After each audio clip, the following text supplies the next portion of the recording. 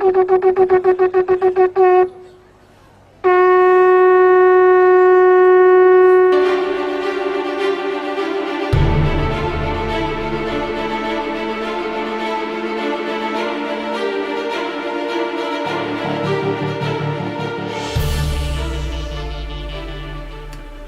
it's Jim Hutchins for the Jerusalem Connection Truth Report for this week. I want to deal with the whole issue of the elections that are taking place, not only in our country in 2020, but in Israel. The one that will take place on April 9th in Israel could be a real game changer. And I want to just bring that before you with also a biblical perspective on that. Kind of set the stage for it. Let me read this excerpt from an article by Benjamin Kirstein in the Algemeiner. He says, a new poll shows that if Israeli elections were held today, the right-wing bloc would still come out ahead of the center-left opposition, allowing Prime Minister Benjamin Netanyahu to form a narrow rightist government. If the elections were held today, Netanyahu would win. According to the poll conducted by Hebrew news site Walla, the right-wing bloc would control 61 seats in the new Knesset, with the left-wing bloc receiving 59, 61 to 59. That's a very short majority. Insufficient for a governing coalition. The poll showed that the centrist party, Blue and White, led by IDF chief, Israel Defense Force, former chief, ranking officer, Lieutenant General, Benny Gantz, and Yesh Atid chairman Yair Lapid, coming in first with 36 seats versus 31 for Likud's Likud party. Blue and White's natural coalition partners, however, fared less well, with the Labour Party receiving 8 seats, Meretz 6, and the Arab bloc, which refuses to sit in coalition but would likely recommend the Blue and White to be the president as a party most suited to form a government, with 9. But if the elections were held today, Netanyahu would win. Narrowly. But let me bring a biblical perspective to this, and I've done this when we've had elections here and now certainly with the election coming up in Israel. I think it's important to remember who's really in charge here.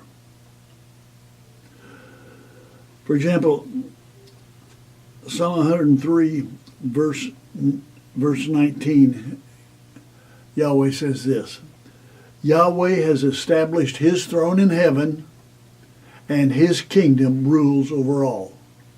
Over all. Over all the universe. His kingdom rules over all. More specifically, Daniel says this, in Daniel 4:17, the Most High is sovereign. He's in absolute and total control. The Most High is sovereign over the kingdoms of men. He gives them to anyone that he wishes, and he sets over them the lowliest of men. He's in control, and he sets over them the lowliest of men. And you look across the leaders of the various countries in the world, and you see some pretty lowly men. But God, why would he do that? I think one of the major reasons he does that is so people will look to him and not government. Not government leaders. We dare not do that. Our salvation, our dependence, our security is not dependent upon our leaders. It's dependent upon God. But without question, he is sovereign. He says this in Romans chapter 13. For there is no authority, none anywhere in the universe. There is no authority except that which God has established. God establishes the authorities, the leaders, the government leaders. in Israel, in the United States, in the world. There is no authority except that which God has established. The authorities that exist have been established by God. So what are elections? Elections are the means by which God uses to establish his leaders. And you say, well, if it's totally in the hands of God, what role does a Christian have? What do believers have? A very important role. And God says this in 1 Timothy chapter 2 and verse 1 to the Apostle Paul. He says, I urge then,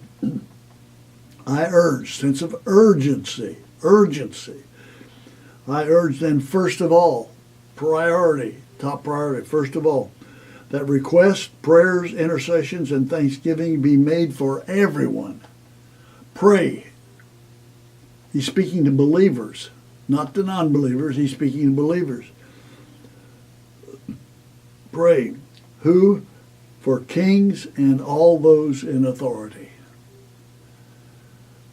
So the believers have a very distinct, very prominent, very proper and prominent role in the election of our leaders. We ask God to intercede, to bring peace. It says that we might live peaceful and quiet lives in all godliness and holiness. This is good and pleases God our Savior, who wants all men to be saved and come to a knowledge of the truth. So the elections are the means by which God determines who the leaders are going to be. But our prayers have an effect on that. So I would encourage you to pray for this coming election on April 9th in Israel. Pray for the peace of Jerusalem. Pray for the growth of the remnant. That remnant will ultimately say, blessed is he who comes in the name of Yahweh, speaking of the Messiah, Yahweh Meshiachenu. He's in ultimate control. He's the ultimate authority. The election is in his hands. Our leaders are in his hands, but our prayers can affect that.